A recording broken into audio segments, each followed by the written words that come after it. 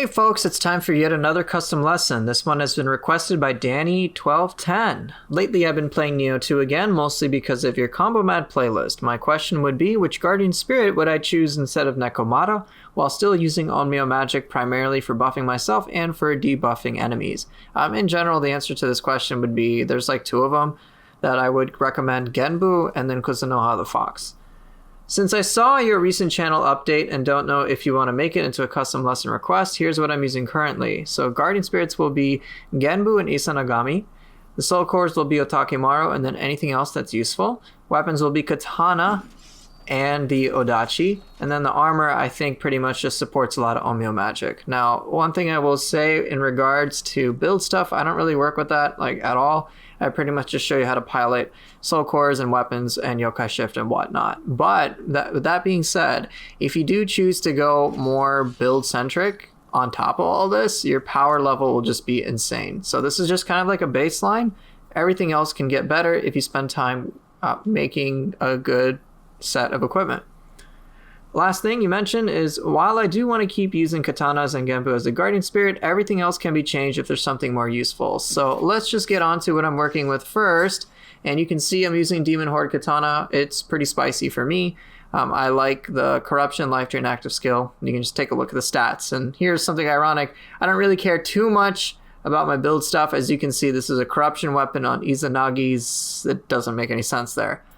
Demon Horde Odachi, again, you can see the stats that I have. It's not perfectly the way I want it, but for me, I just want the anima bonus grapple on a corrupted weapon with some sort of life drain. That's pretty much all I care about. Now let's get on to the Guardian Spirits. So you pretty much told me what you wanted. So we've got Genbu. Genbu is one of those that supports Onmyo magic hitting, at least offensive type, and it's pretty handy. It's pretty much like a premium because you take less damage overall and you can cast your magic without being worried about getting interrupted. The Guardian Spirit Talisman effect is great. And so yeah, this is like almost the default one many players use.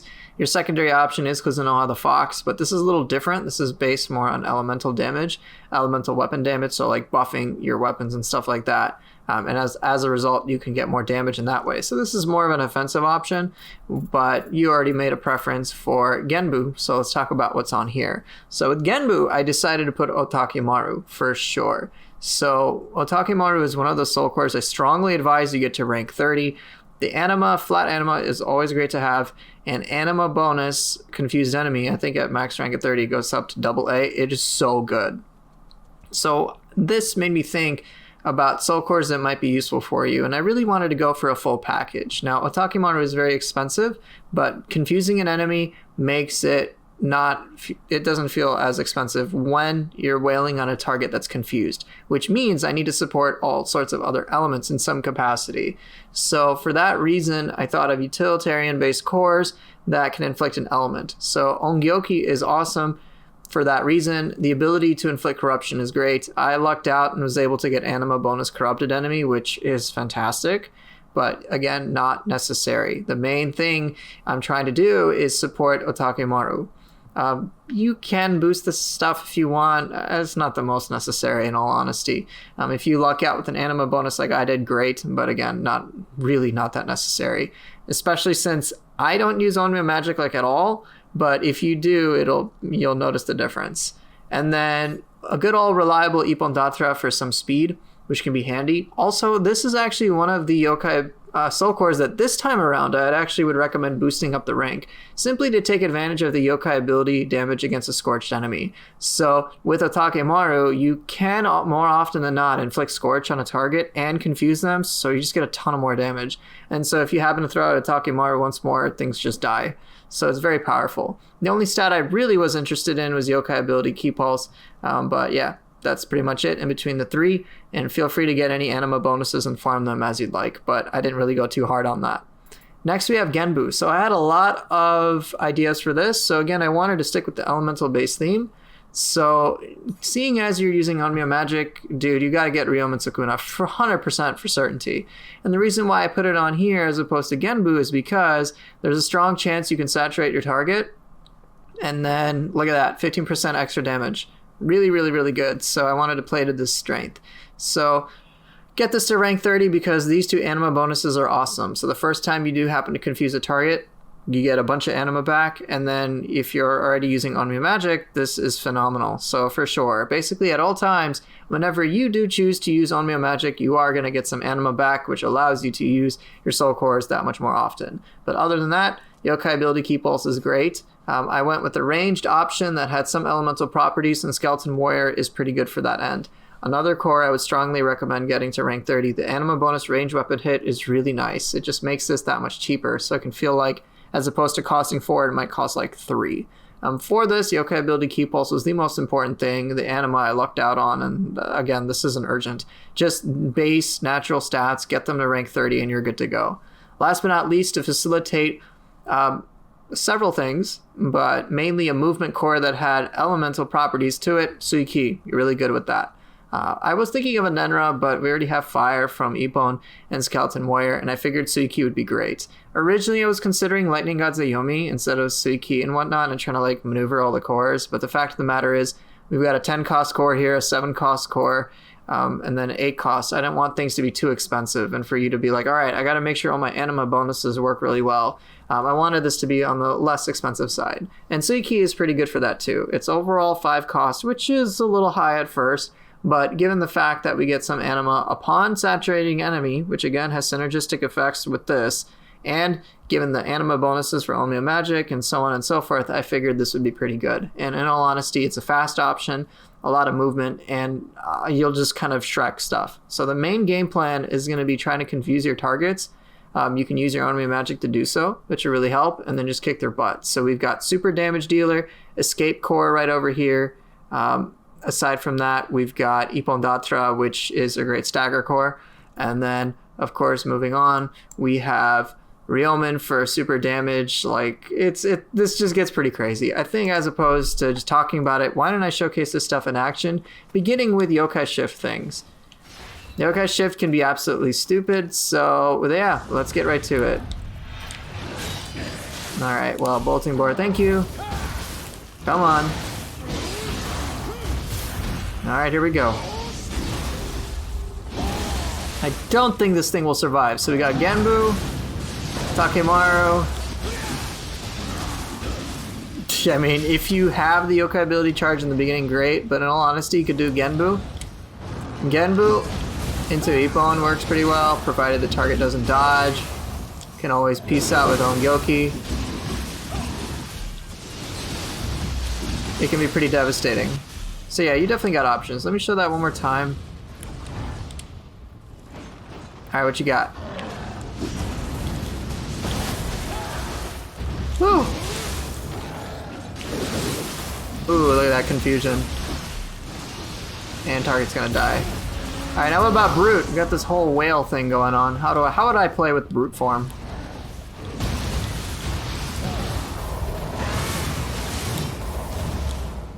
Ooh! Nailed it. Pretty brutal.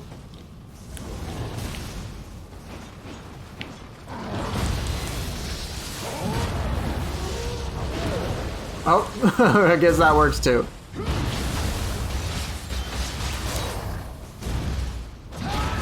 Alright, one more time, and then I'll showcase some regular combos.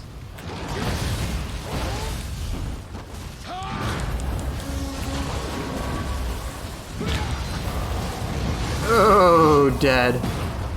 And if they were alive, I would have gone for the grapple. But yeah, those are some ideas, but now let's just show you some bread and butter combos that you can work with.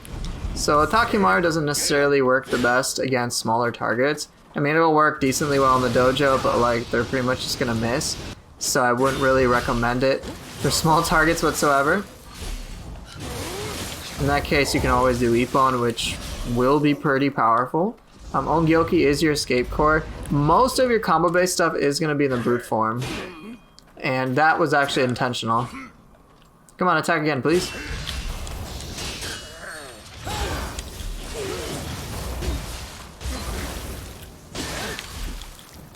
Pretty neat, huh?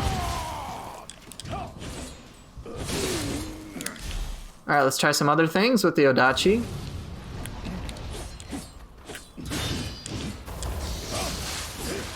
Oh, come on.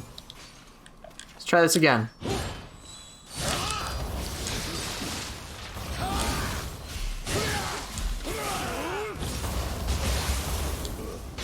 Dead. Alright, let's try some other things.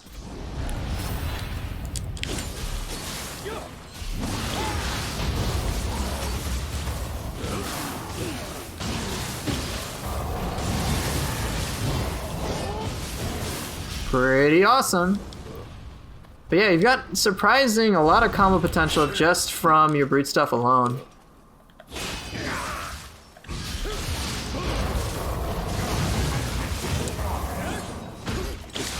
You can always switch over to Phantom when you feel the need. But yeah, you've got two situational cores with Otakemaru and Ongyoki, but it's gonna be pretty devastating.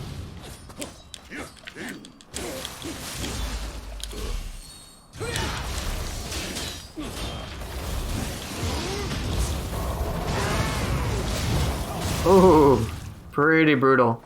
You have a lot of zero key combo potential, which is one thing I really like about this. Come on, attack again. Let's get some bolting boar up in here.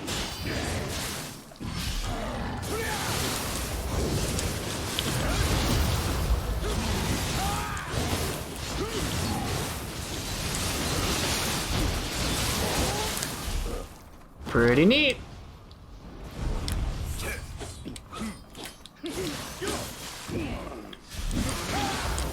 You can always just Ongyoki.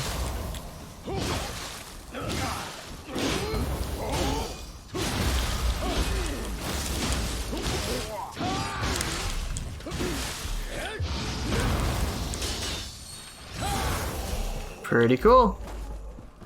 Alright, what else? What else we got? Come on, one more bolting boar combo, right? That's not a bolting boar combo. Come on, what you got? Fine, take that.